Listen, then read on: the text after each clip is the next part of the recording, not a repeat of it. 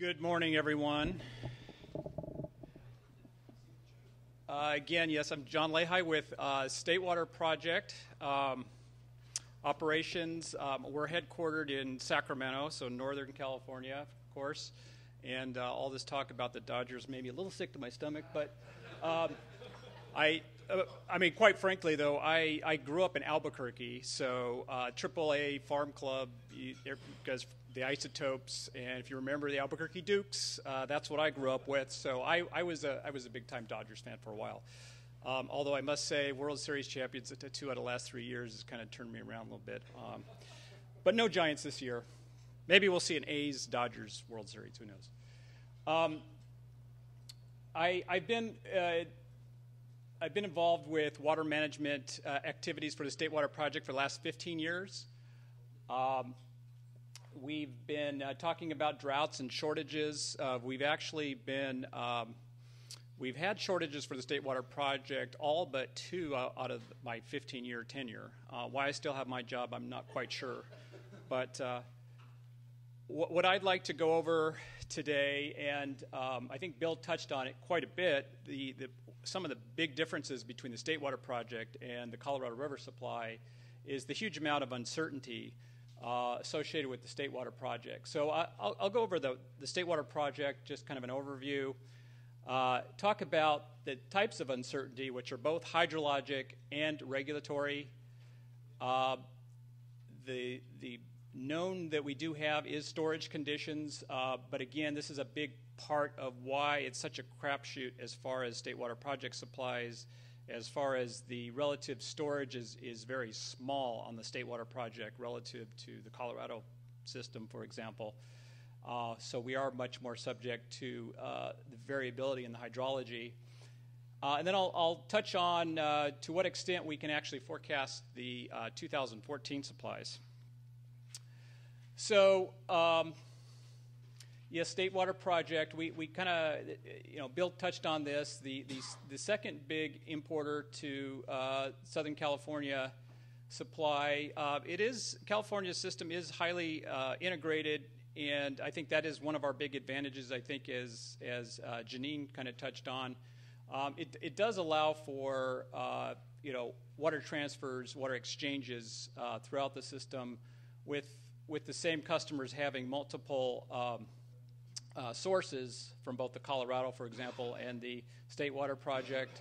There's lots of opportunities for interconnectedness there. The integration really starts up in the project at the largest dam in the United States, Oroville Dam, impounding 3.5 million acre feet of storage in Northern California. We operate in conjunction with the Bureau of Reclamation with their primary reservoirs, Shasta Reservoir and Folsom, and we're jointly responsible for meeting all the flow and salinity requirements in the Sacramento-San Joaquin Delta. And of course, that's a big obstacle to getting the water from the north to the south, being a precarious estuary with many listed species along the way.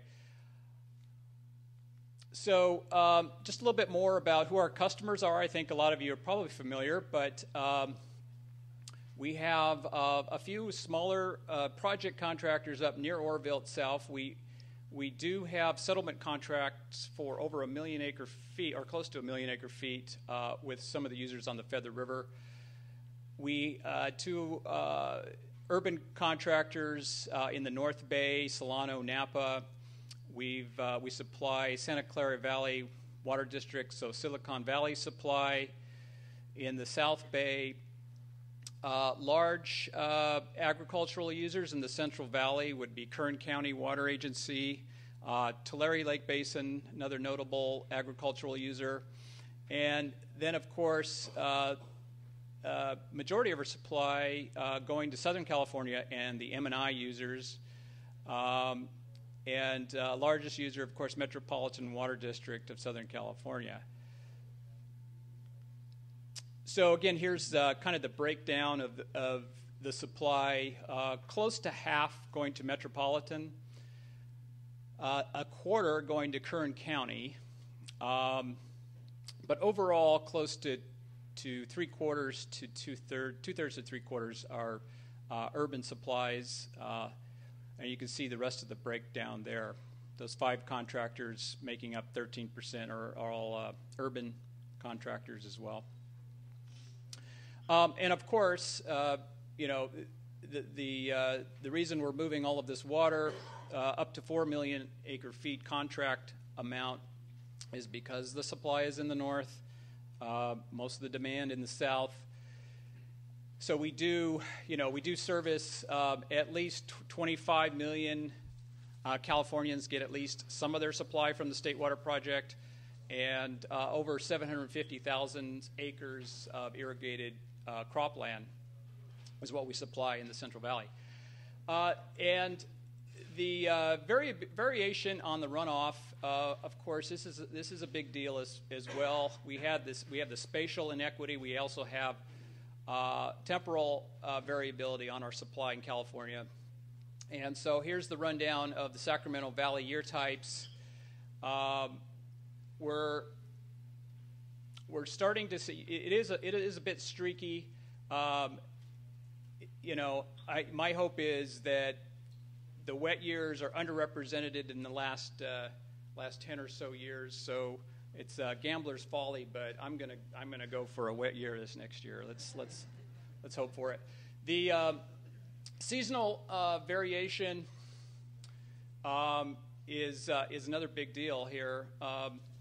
As you can see, we've got the full contrast there from the very wettest, the 1983 versus 1977 drought on the runoff throughout the year. And of course, it does vary significantly by month through the years, with most of the runoff occurring in that spring period, February, March. So to the extent that we do not capture that flow, we're not able to capture it either upstream due to capacity constraints, flood control requirements, or we're not able to export it because of environmental restrictions in the Delta.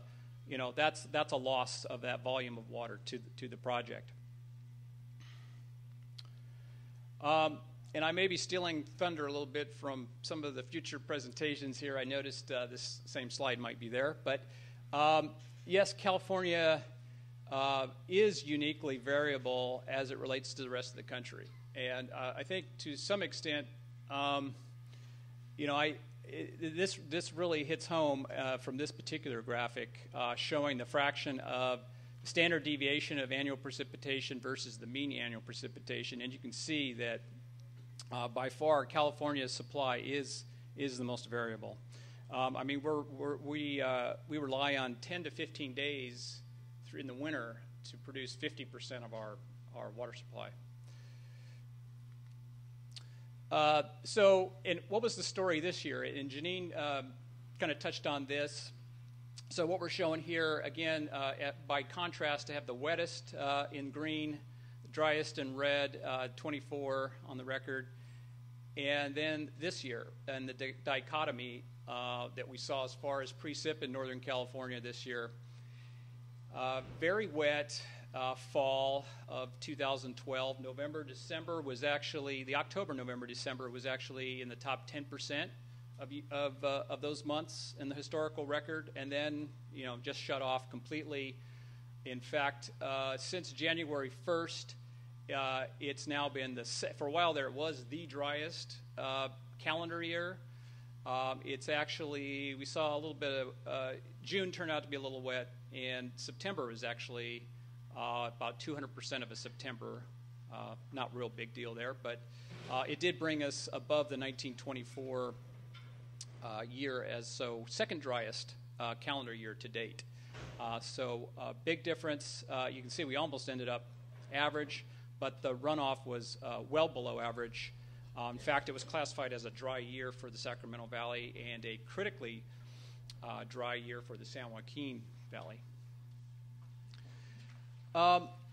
So that's the hydrologic variability. The other big variability is regulatory. We talk about the regulatory drought versus hydrologic drought, and certainly the the fact that, as I noted earlier, that we are conveying our water through the largest estuary on the west coast of the Americas with a degraded collapse in the ecology, really, for the Delta. And a number of these species continue to be listed, and new regulations have been put on the project and its ability to export water in that fishery-sensitive period, which is the spring, which, as you noted on the other slide, is also when most of the runoff is occurring into the Delta. And so it's in direct conflict between the water supply and the protection of the fish.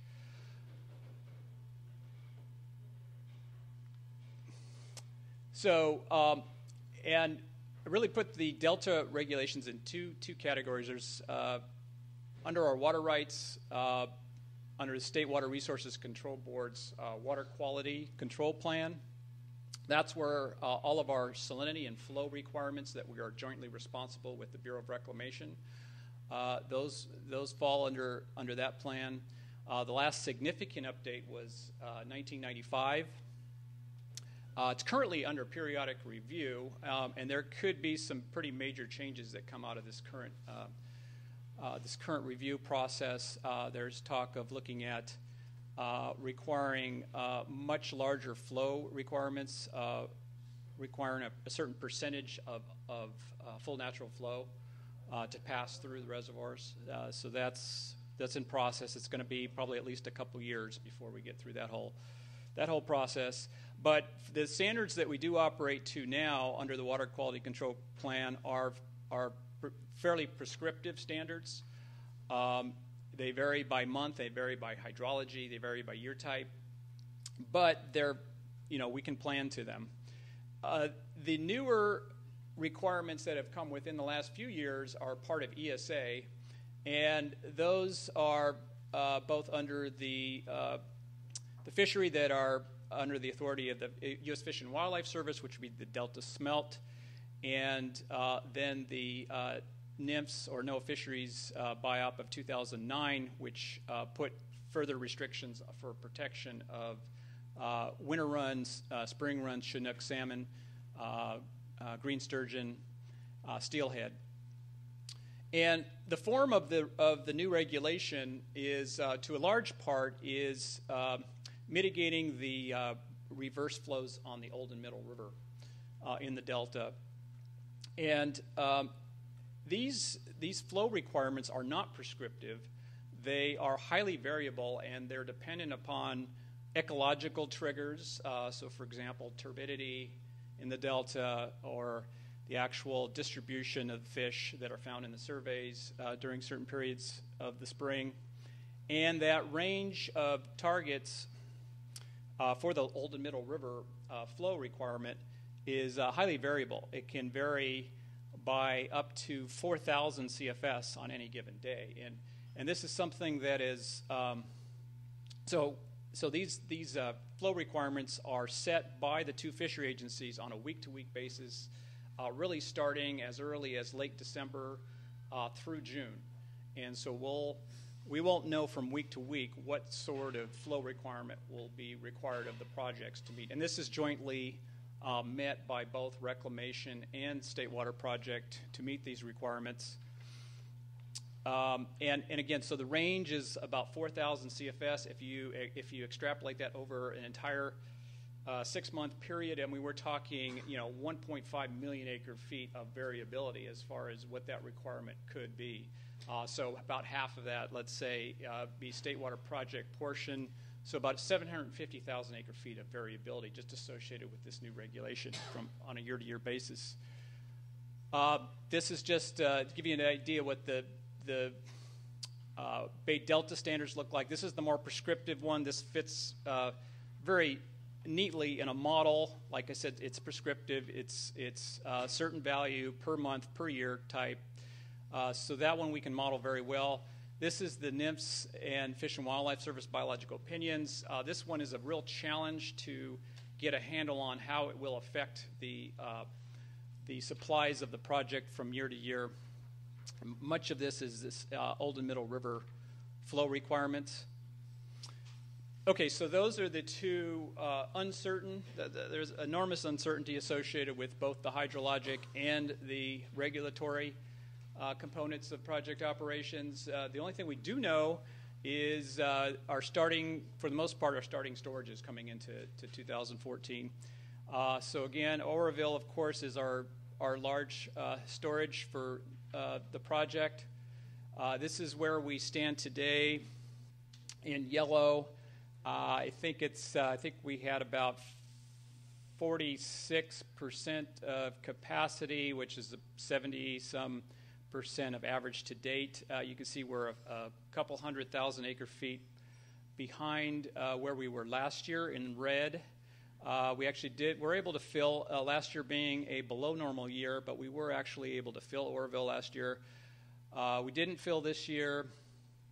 You can see, though, also the red line take a dramatic increase there in December, and that, again, was that very wet fall period that we saw last year, in the wettest in 10%, and that's really what saved us. We were able to store some of that water early on, but we'd be lucky to see that kind of increase towards the end of this year in storage. So looks like storage is going to be fairly low going into 2014. San Luis Reservoir, for the most part, we cycle through San Luis on an annual basis, whereas in Oroville, we will be able to carry over some storage for a multi-year drought, although, it's a very small storage compared to the amount of runoff we see in the system. So really, we can only, for the most part, mitigate that first dry year with Oroville storage. Second dry year, we've pretty much depleted that carryover storage. So San Luis, State San Luis, this year, again in yellow, saw our low point actually kind of early in the summer in June. And you can see where we are currently. And one of the stories here is you can see that we really never made much progress in filling San Luis this year. And so those first big rains in November, December, there was a significant amount of runoff. Unfortunately, with the additional flows, the high flow event also triggered, I was talking about turbidity, which triggered a earlier Old and Middle River restriction action than we would typically see. This really prevented us from any kind of export, any significant export in that crucial spring period where typically we'd be filling San Luis. And you can see we were a little bit short, but we came very close to filling it the year before. This is where maybe a couple tunnels under the delta would have come in handy potentially. Would get away from the South Delta restrictions.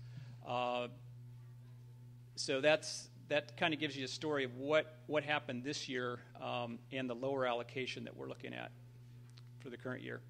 So how do we bring all of this together and come up with our decisions on state water project deliveries?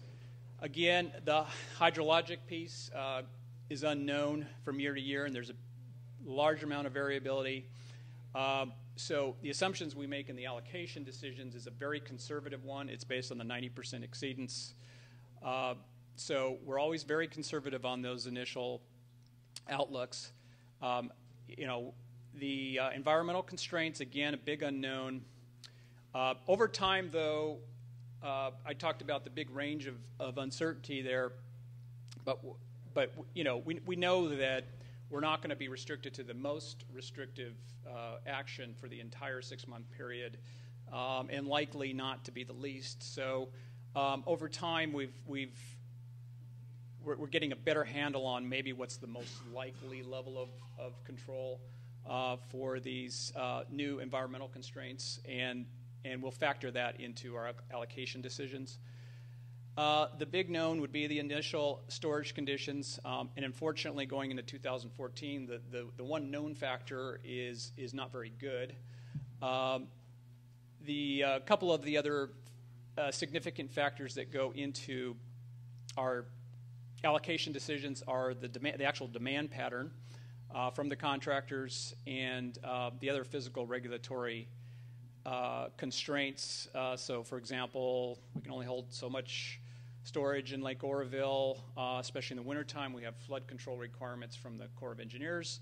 We'll have to let the water go, and other constraints as far as pumping constraints in the Delta. So this graphic is this is kind of a model run that we would typically run at the beginning of the before the beginning of the calendar year.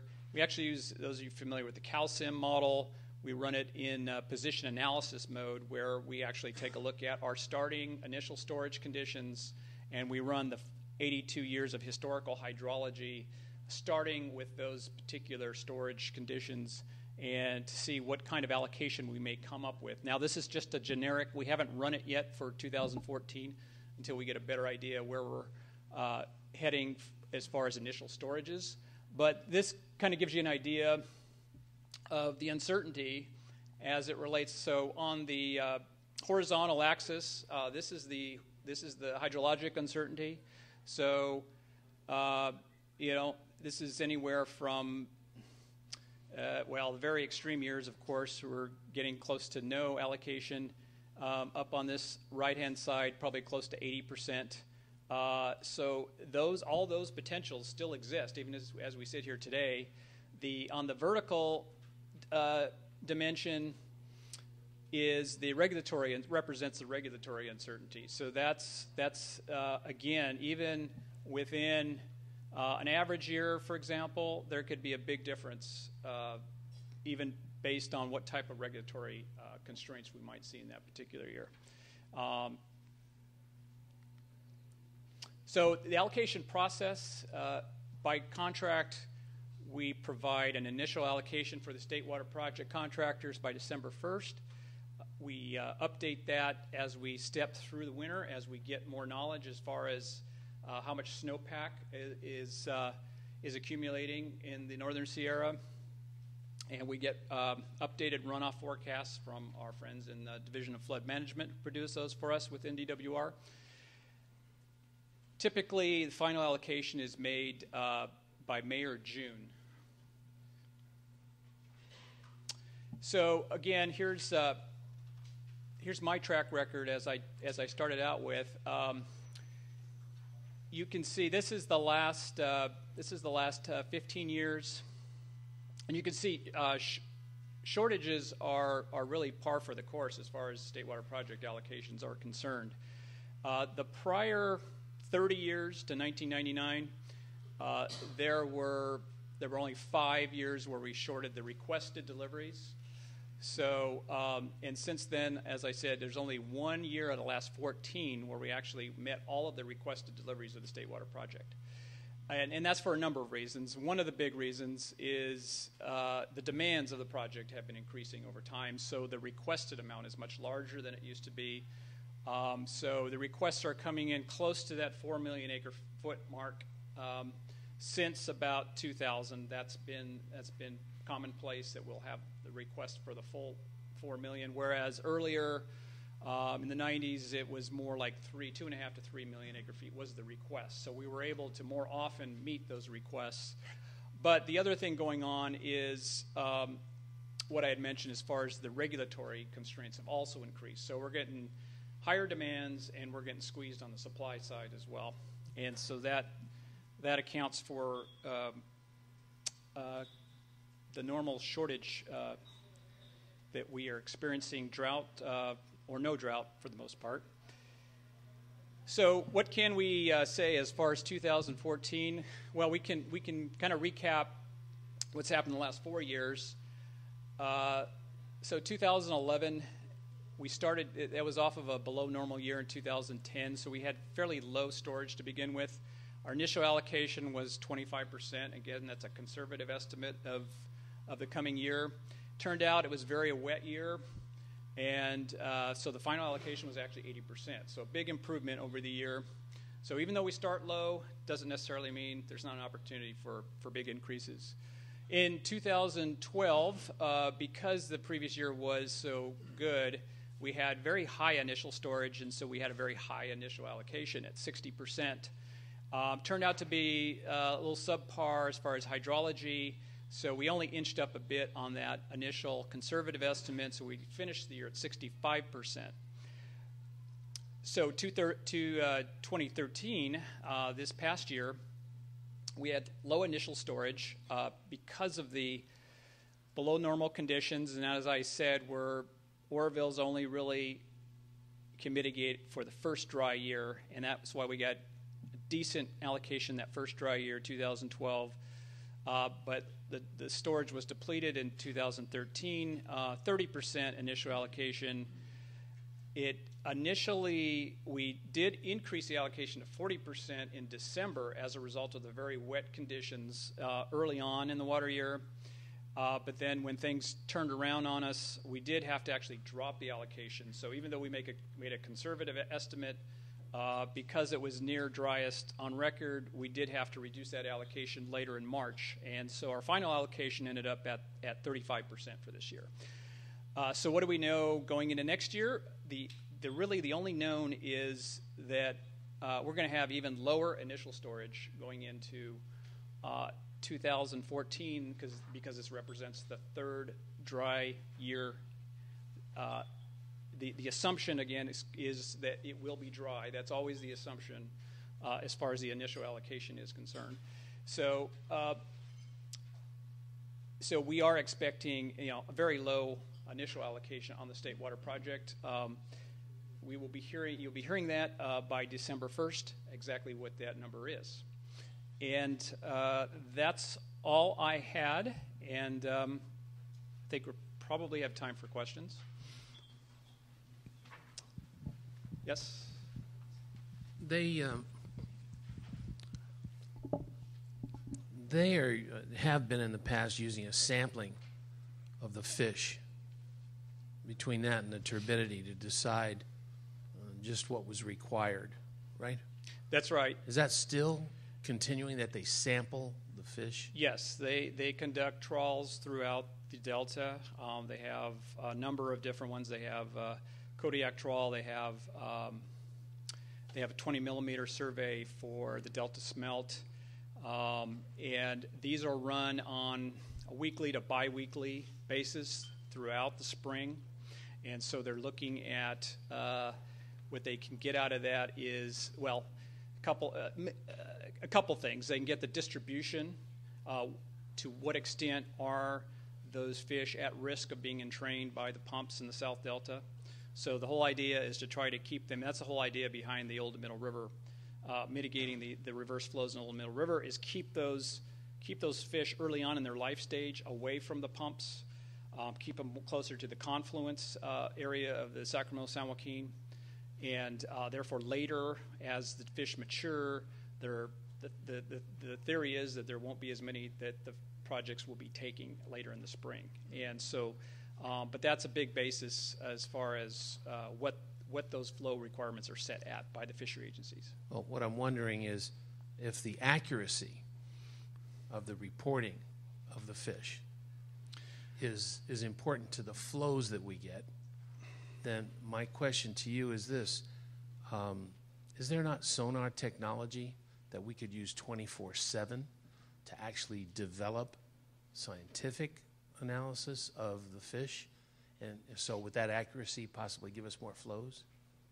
Yeah, and of course, I think this is a big challenge as far as being able to actually collect that data.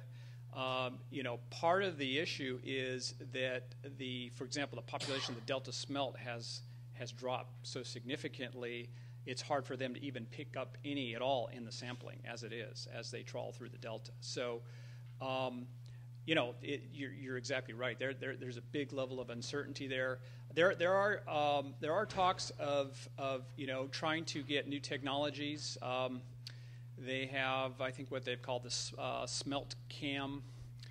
And unfortunately, I don't have all the details on that particular one, but I think it's been recognized that is a weakness, that I think the fishery agencies are looking at better ways to try to get a better sampling of where the fish are and what those distributions are. I'm wondering if, has anyone contacted the Department of the Navy or anything along that line to see if there's any kind of, I mean, you know, they're always looking for more accuracy. I just wonder if there's information out there that we could have accessed or could be accessing. If somebody is, I'm not aware of it. Of course, you know, the other difficult thing is all the species of fish in the Delta. We're talking about specific listed species. You know, how do you differentiate between the other species? Well, I for would think example? they'd paint. Well, we don't need to get. Yeah. But I'm just thinking they would paint a different silhouette in sonar. So. All right, so we're getting to break time. Okay. So thank you, John, Yeah. for being here. Appreciate it.